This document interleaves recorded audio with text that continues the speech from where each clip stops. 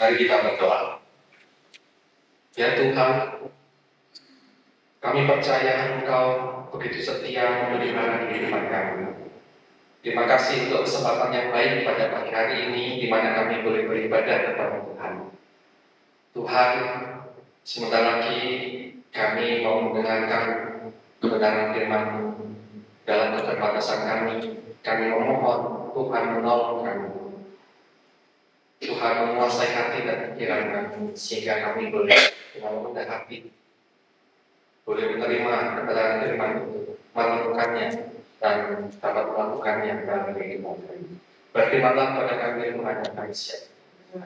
Di dalam nama Tuhan Yesus kami berdoa. Amin.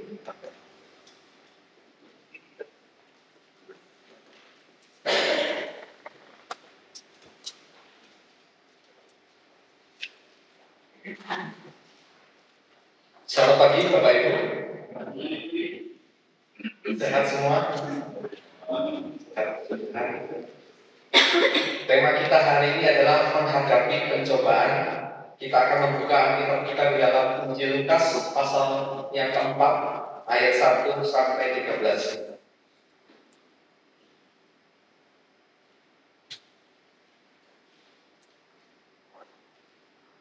Injil Lukas pasal yang keempat ayat 1 sampai 13. Saya akan membacakan bagi Bapak Ibu Saudara-saudara sekalian, demikian firman Tuhan. Yesus yang penuh dengan Roh Kudus kembali dari Sungai Yordan, lalu dibawa oleh Roh Kudus kepada gurun. Di situ ia tinggal 40 hari lamanya dan dicobai iblis. Selama di situ ia tidak makan apa-apa, dan sesudah waktu itu ia lapar.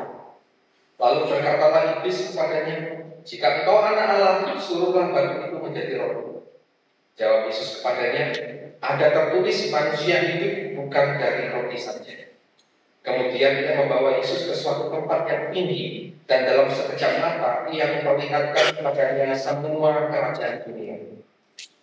Kata iblis kepadanya, "Segala kuasa itu serta kemuliaannya akan kuberikan kepadamu, sebab semuanya itu telah diserahkan kepadaku, dan aku memberikannya kepada siapa saja yang kukehendaki. Jadi jika engkau menyembah aku, seluruhnya itu akan menjadi milikku." Tetapi Yesus berkata kepadanya, "Ada tertulis, engkau harus menyembah Tuhan Allahmu, dan hanya kepada Dia sajalah engkau berhak." Kemudian ia membawa Yesus ke Yerusalem dan menempatkan dia di lingkungan bait Allah, lalu berkata kepadanya, "Jika engkau anak Allah, jatuhkanlah dirimu dari sini ke bawah. Sebab ada tertulis mengenai engkau, ia akan memerintahkan malaikat-malaikatnya untuk melindungi engkau, dan mereka akan menatang engkau di atas tangannya, supaya kakimu jangan terangkut kepada batu." Yesus menjawab katanya, "Ada firman, jangan engkau mencobai Tuhan Allah." Sesudah iblis mengakhiri semua pencobaan, ia mundur daripadanya dan menunggu waktu yang baik. Demikianlah firman Tuhan yang berarti adalah mereka yang mendengarkan firman Allah dan yang memeliharanya. Bapak Ibu, apa yang menjadi godaan terbesar kita? Coba kita merenungkan kehidupan kita. Kita sudah lama menjalani hidup, apa yang menjadi godaan terbesar kita?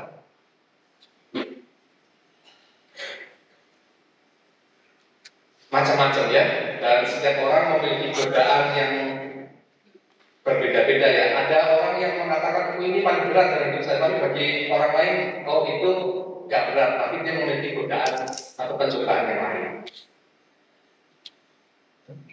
Kalau laki-laki, apa godaan terbesarnya?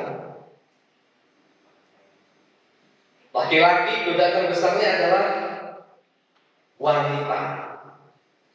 Memang wanita. Laki-laki yang sudah digoda wanita, dia tak berdaya. Bagi wanita itu sangat cantik dan baik hati, dan kelotok-kelotok bahasanya. Nah, laki-laki sering jatuh di situ. Dan wanita itu seringkali membawa dilema dalam kehidupan anak. Dilemanya di mana? Ada orang mengatakan begini, wanita itu racun, tapi tanpa racun itu hidup ini hampa dan tiada makna. Betul, para laki-laki. Kadang kita mengatakan wanitanya racun, mematikan, melumpuhkan, tapi tanpanya kita nggak bisa hidup. Begitu katanya. Itu dilemanya begitu.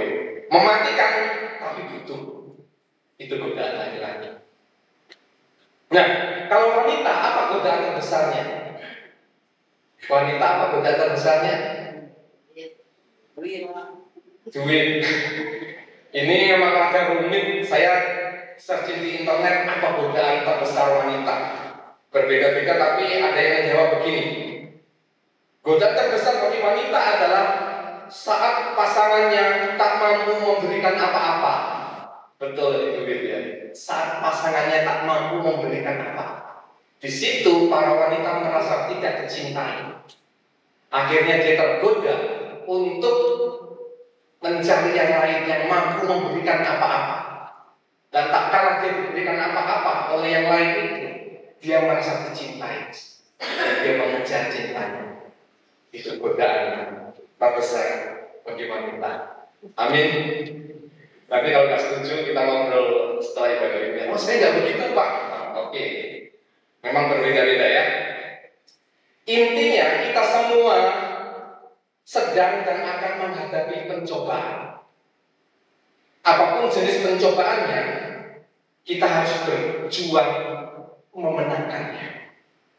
Dan dari bacaan kita hari ini dalam rangka Minggu Prapaskah yang pertama, kita akan melihat jenis-jenis pencobaan, dan kemudian kita juga akan melihat bagaimana kita menghadapinya.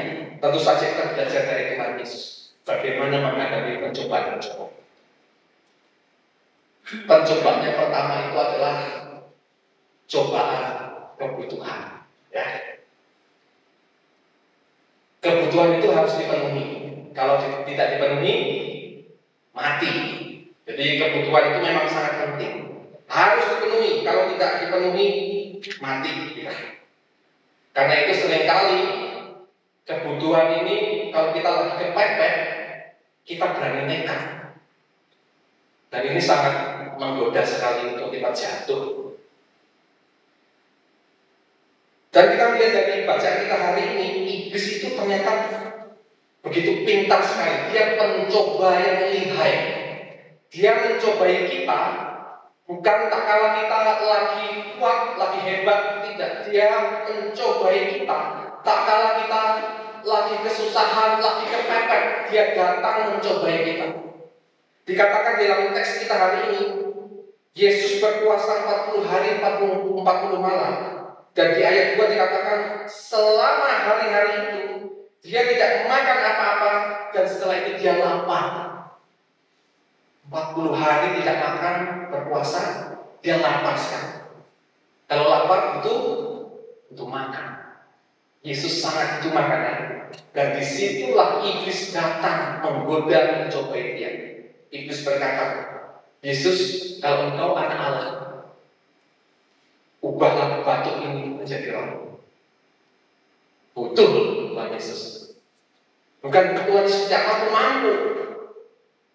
Tapi dia menjawab begini, manusia hidup bukan dari roti. Ini ada satu prinsip yang sangat bagus sekali untuk menghadapi pencobaan. Manusia hidup bukan dari roti saja. Itu artinya ada kebenaran di atas kebutuhan. Dan kebenaran itu yang harus memandu jalan dan langkah kita. Sehingga walaupun kita kepepet, kita terdesak, kita tidak boleh menginjak-injak atau menggadaikan kebenaran. Nah, seringkali orang menaruh kebenaran di bawah kebutuhan. Saat kebutuhan itu mendesak, kebenaran itu diabaikan, diinjak-injak, dan dia bertindak. Kalau lagi kepepet, akhirnya menipu orang, merampok, korupsi, mengoplos bahan bakar. Kebenaran itu sudah tidak dianggap lagi kalau sudah lagi itu.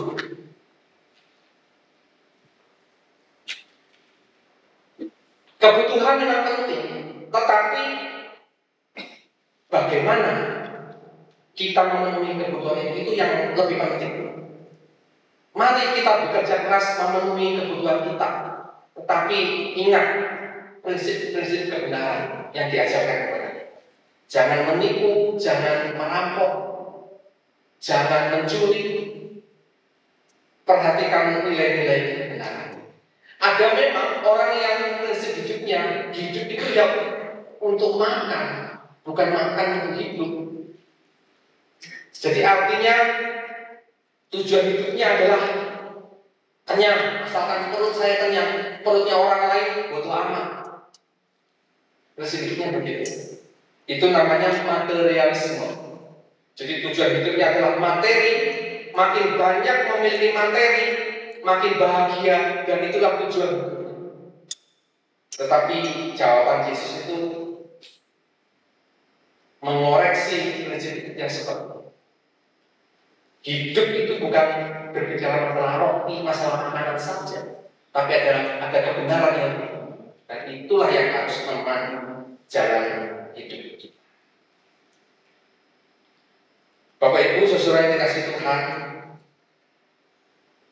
kebutuhan itu mahal atau tidak sebetulnya?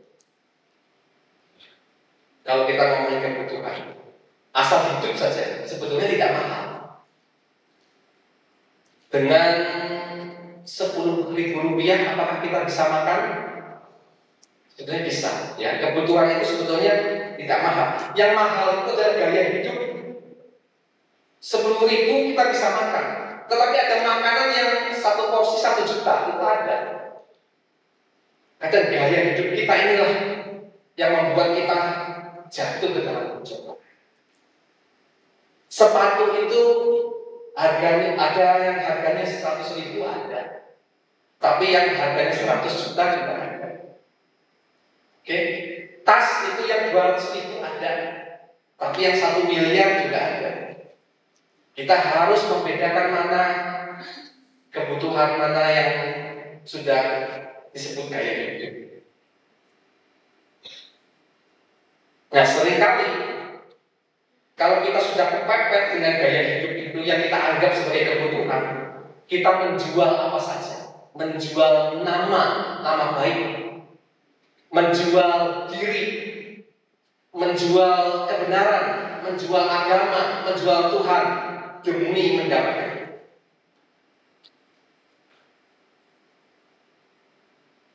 Ada satu orang, dia tidak mampu, tetapi teman-temannya adalah sosialita, suka jalan-jalan yang uangnya banyak. Tapi dia tidak mampu, tapi bergaul dengan para sosialita. Suatu kali ada rencana mau jalan-jalan liburan ke satu kota, dan orang ini memaksakan diri untuk ikut, tapi nggak punya uang. Caranya bagaimana? Pinjam, dan pinjamnya adalah pinjaman online yang bunganya gede. Akhirnya dia ikut liburan, happy jalan-jalan hari. Setelah pulang liburan, dia dikejar-kejar, ditagih-tagih, diolok-olok, diteror, dan tidak bisa bayar. Berhikmatlah, kalau kita tidak mampu, jangan memaksakan diri. Kalau hari itu kita nggak punya uang, jangan memaksa diri untuk makan enak. Oke? Nah, seringkali orang begitu.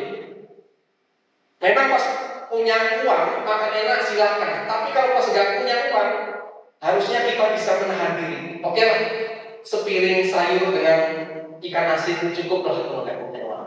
Malah sehat ya kalau itu. Tapi seringkali orang memaksakan diri. Enggak, aku harus tetap makan enak walaupun nggak punya uang. Caranya bagaimana? Pinjam. Dan pinjam itu harus dibayar. Jangan kira kita pinjam uang itu rezeki dan nggak perlu dibalikan. Jangan pikir seperti itu. Meminjam uang itu harus dikembalikan. Kalau kita terus-terusan tidak bisa menahan diri, kita akan jatuh ke dalam masalah, jatuh ke dalam cobaan. Kalau sudah pinjam sana, pinjam sini, sudah semuanya dipinjamin, lalu apa yang kita lakukan? Nekat, mencuri, menipu, dan lain sebagainya. Jadi prinsip Tuhan Yesus, manusia itu bukan dari roti saja. Artinya perhatikan nilai-nilai kebenaran yang harus kita taruh di atas kebutuhan kita. Sehingga walaupun kita terdesak, kita terpepet, kita nggak ingat. Itu Bapak Ibu Saudara yang dikasih Tuhan. Pencobaan yang pertama yang seringkali membuat kita jatuh adalah cobaan kebutuhan, dan kita harus berhati-hati. Cobaan yang kedua itu adalah cobaan keinginan. Apa yang kita inginkan setelah perut kita kenyang? Ketika semua kebutuhan terpenuhi, apakah berhenti di situ? Manusia tidak menginginkan sesuatu lagi?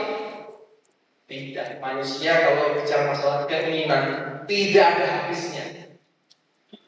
Binatang kalau kenyang, apa yang dilakukan? Tidur. Dia tahu cukup. Tapi manusia kalau perutnya sudah kenyang, tidak tahu cukup. Dia memiliki banyak keinginan yang lain. Kalau perut sudah kenyang, kebutuhan semua sudah dipenuhi, dia ingin lebih kaya. Setelah kaya ingin apa lagi? Ingin berkuasa. Setelah berkuasa ingin apa lagi? Ingin tetap berkuasa. Tidak malu. Keinginan manusia ya tidak ada batasnya. Tapi memang Bapak Ibu Saudara, kekayaan, kekuasaan, kemuliaan itu sangat menggiurkan sekali. Karena di dunia ini memang dengan uang, dengan kuasa kita lebih banyak bisa mengatur kehidupan. Siapa yang tidak tergiur? Kalau kita tidak berhati-hati, kita bisa jatuh dengan cobaan ini. Satu kali Tuhan Yesus dicoba iblis. Cobaan pertama tidak mempan, ini cobaan yang kedua. Iblis membawa ke tempat yang tinggi dan memperlihatkan segala kemegahan dan kemuliaan dunia. Lalu iblis berkata apa? Yesus, segala kemuliaan, segala kemegahan dunia ini, segala kuasanya akan diberikan kepadamu. Syaratnya cuma satu. Kamu harus menyembah aku. Mau? Bapak Ibu Saudara, kalau kita ditawarkan ini, mau tidak? Kalau hari ini kita ditawarkan kekayaan, mau tidak? Mau, saya sendiri mau. Siapa yang tidak tergiur dengan kekayaan? Kekuasaan, ya mau lah. Tapi syaratnya itu loh, harus menyembah iblis itu yang harus kita pikir Tuhan. Menyembah iblis.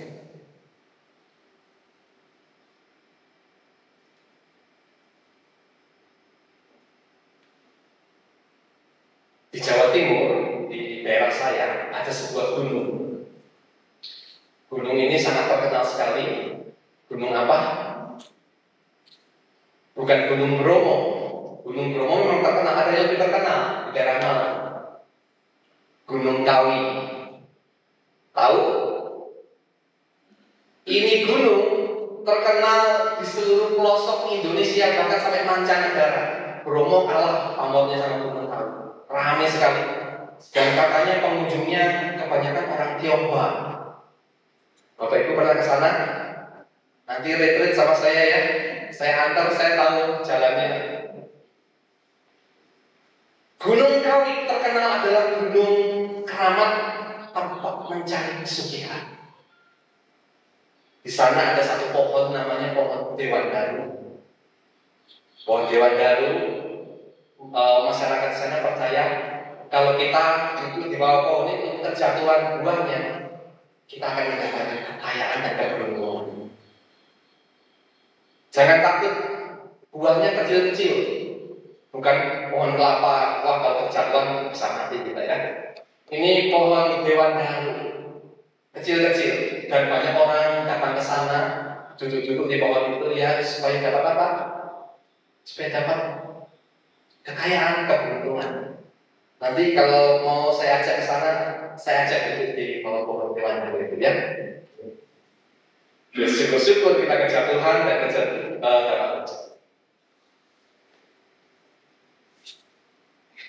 para wisatawan datang, memang ada yang untuk wisata menikmati alamnya, ada, tapi ada yang nyambi wisata sambil mencari rezeki itu, keberuntungan itu. Tapi ada yang datang motivasinya satu, dapat kekayaan, sengaja membawa sesajen dan tumbal, dan ada memang spotnya untuk mendapatkan.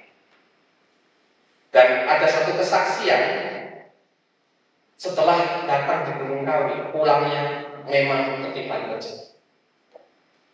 Pernah tahu ini rokok terkenal di zamannya Bentul?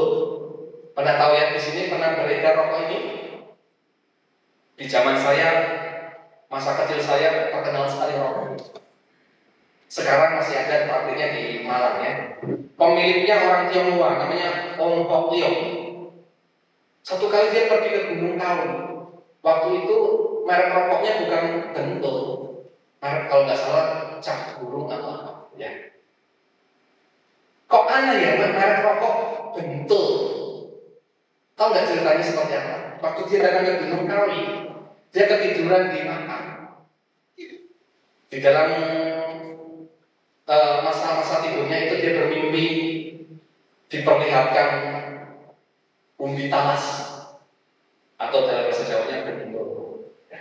Saat dia terbangun, dia tanya kepada penunggu makam itu, artinya saya mimpi diperlihatkan Bentul. Oh, itu artinya kamu mendapatkan petunjuk. Kamu harus merubah nama pabrik kamu sesuai dengan petunjuk ini. Nanti kamu akan sukses. Betul Bapak Ibu, dipraktekkan. Dia pulang dari Gunung Kawi itu dirubah nama pabriknya menjadi Bentul. Dan sejak itu meledak di pasaran produk rokok Bentul ini. Dalam bahasa sekarang viral, sukses besar Bentul. Bagi Bapak Ibu yang sekarang toko sepi, usaha gak rame, sekali lagi saya tawarkan, mau saya ajak ke Gunung Kawi? Mau? Saya bercanda ya. Jawaban Tuhan Yesus saat ditawarkan keinginan dunia ini, Tuhan Yesus menjawab begini, ada tertulis, engkau harus menyembah Tuhan Allahmu dan hanya kepada Dia saja engkau berbakti. Yesus menolak, Dia mengerti kebenaran. Manusia tidak boleh menyembah iblis. Manusia hanya boleh menyembah kepada Tuhan saja. Bagi orang-orang percaya seperti kita, sumber berkat kita ada pada Tuhan. Jadi kalau mau minta rezeki, minta berkat, mintanya kepada Tuhan, bukan kepada yang lain, apalagi kepada setan. Kepada Tuhan. Jadi berdoalah supaya Tuhan memberkati pekerjaan. Ada satu perkataan indah begini, doakan apa yang kamu kerjakan dan kerjakan apa yang kamu doakan. Mintalah kepada Tuhan. Kalau Tuhan memberkati apa yang kamu kerjakan, Anda mendapatkan kekayaan, puji Tuhan. Kekayaan itu tidak ada salahnya. Kekayaan itu ada orang bilang hanya sebagai kaca pembesar saja. Kalau kita dasarnya adalah orang baik, diberikan kekayaan, kita akan menggunakan kekayaan itu untuk melakukan banyak kebaikan. Tapi kalau kita memang dasarnya orang tidak baik, dengan kekayaan itu kita akan memperbesar ketidakbaikan.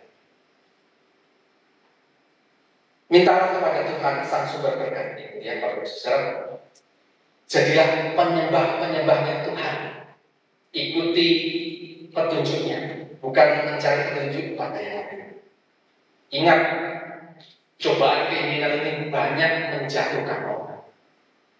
Demi keinginan untuk kaya, untuk berkuasa, orang rela menghalalkan segala cara.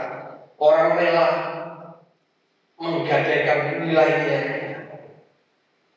Hati-hati dengan cobaan kedua. cobaan keinginan. Yang ketiga, Bapak Ibu, pencobaan yang tidak kalah dahsyatnya adalah cobaan pengakuan. Semua manusia secara kejiwaan memiliki dorongan untuk terlihat lebih hebat, terlihat lebih oke, lebih jagoan, terlihat lebih pintar dari yang lain. Ada dorongan itu dalam diri kita sebagai manusia. Dan jatuhnya adalah kalau kita mengikuti suara hati kita akan jatuh ke dalam dosa kesombongan. Ketika iblis gagal mencobai Tuhan Yesus untuk kedua kalinya, dia datang ketika kalinya dia mencobai ini. Dikatakan iblis membawa Yesus ke Yerusalem, menempatkannya di gunungan Bait Allah, tempat yang tinggi. Dan di sana iblis mengatakan, Yesus, jatuhkan dirimu ke bawah, karena mengenai engkau ada tertulis, Tuhan akan melindungi engkau. Malaikat-malaikatnya akan menatangmu sehingga engkau tidak terantut oleh batu. Jatuhkan dirimu ke bawah. Sekarang pertanyaannya begini, apa untungnya Tuhan Yesus menjatuhkan diri ke bawah? Kalau tadi dicobai untuk mengubah batu menjadi roti, ada untungnya. Dengan mengubah itu batu jadi roti, dia bisa menghadapi masalah. Cobaan keinginan juga begitu, ada untungnya, kekuasaan, kemuliaan, oke. Tapi menjatuhkan diri ke bawah, apa untungnya? Godaannya di mana? Godaannya adalah Yesus disuruh untuk melakukan sebuah sensasi. Dengan melakukan itu, dia akan menjadi sangat populer, sangat terkenal, dipuji, disoraki, ditepuk tangan oleh banyak orang. Dia menjadikan diri dari atas ke bawah, tapi tidak mati. Semua orang akan melihat kehebatannya dan bertepuk tangan. Barangkali banyak orang mengikuti dia, dan Yesus akan sangat populer sekali dengan melakukan itu. Tetapi Yesus menolak cobaan iblis dan mengatakan, jangan kau mencobai Tuhan. Memang mungkin, bukan hanya mungkin, tapi memang Tuhan akan menjaga. Waktu Yesus menjatuhkan diri, malaikat akan datang untuk melindungi dia.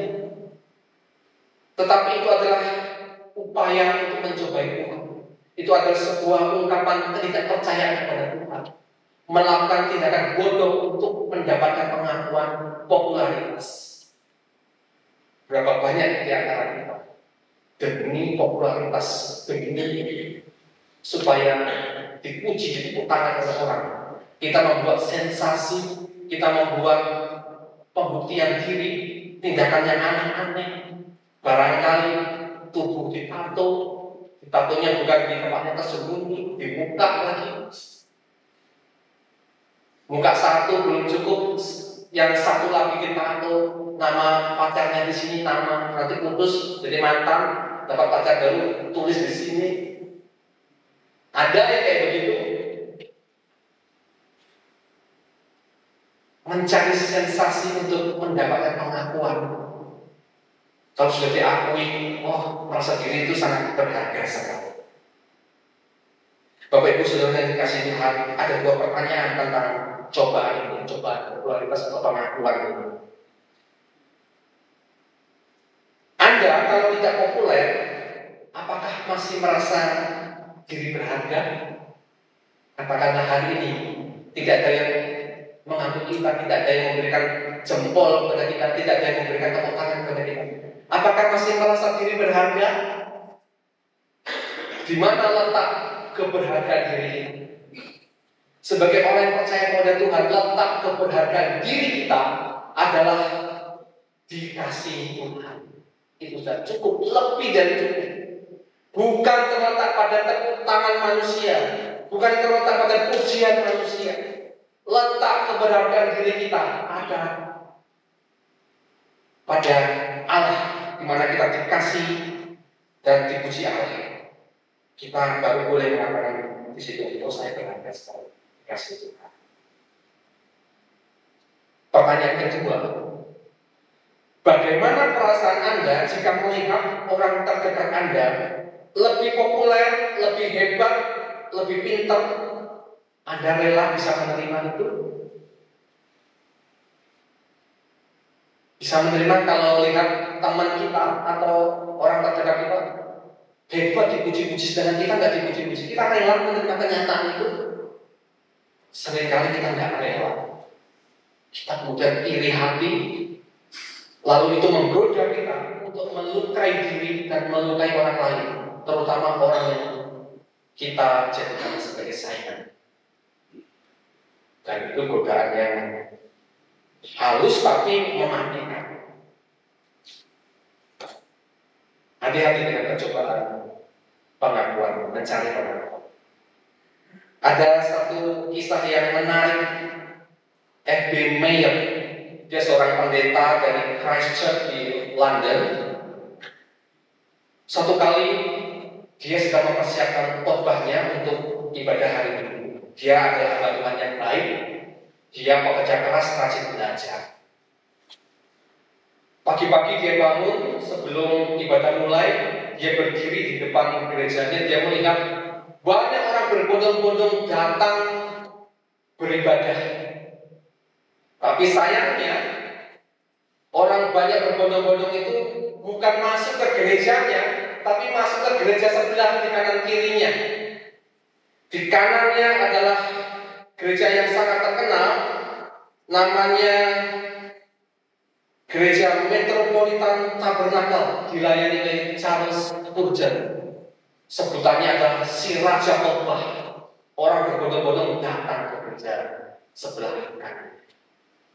Lalu juga orang berbondong-bondong datang di sebelah kirinya, yaitu Westminster Chapel, dilayani oleh Campbell Morgan, juga seorang pendeta terkenal. Gerejanya sendiri yang ada di tengah sepi. Lalu dia mulai iri hati. Kalau sudah iri hati, apa yang biasanya dilakukan? Juga supaya gereja saya akan menghadirkan sirkus, saya akan menghadirkan bintang film. Apa begitu membuat sensasi seperti itu? Dia sadar dia iri hati, lalu dia segera masuk ke kamarnya. Dia mengakui dosa kepada Tuhan, saya bersalah. Saya jatuh pada godaan ini. Tapi disitulah dia diajari oleh Tuhan mendoakan kedua pendeta besar itu, didoakan sama dia supaya pelayanannya makin baik.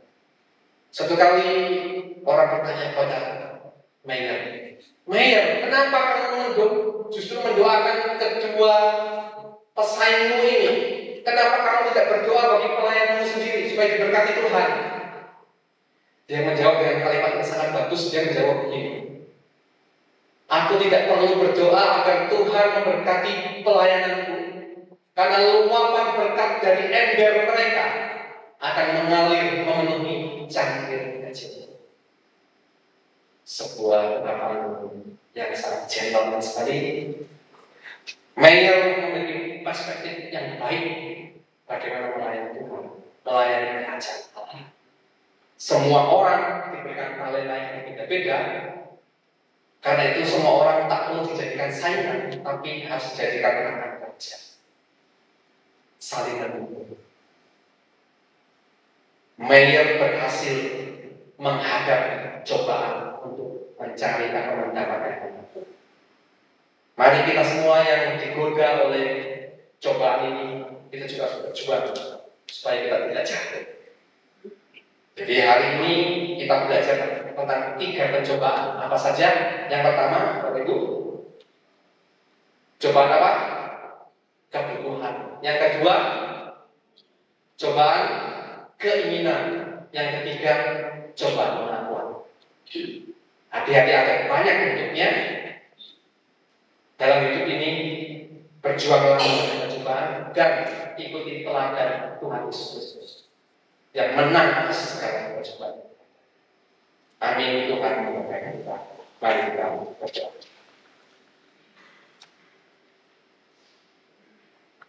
Terima kasih Tuhan untuk firman-Mu hari ini.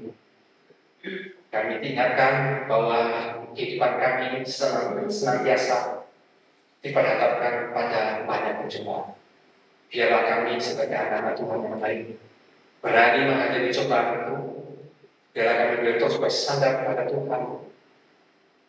Dan Tuhan kiranya terus menyertai kami sehingga kami mampu untuk memenangkan segala pencobaan yang ada. Terima kasih untuk doa kami dalam nama Tuhan Yesus. Amin.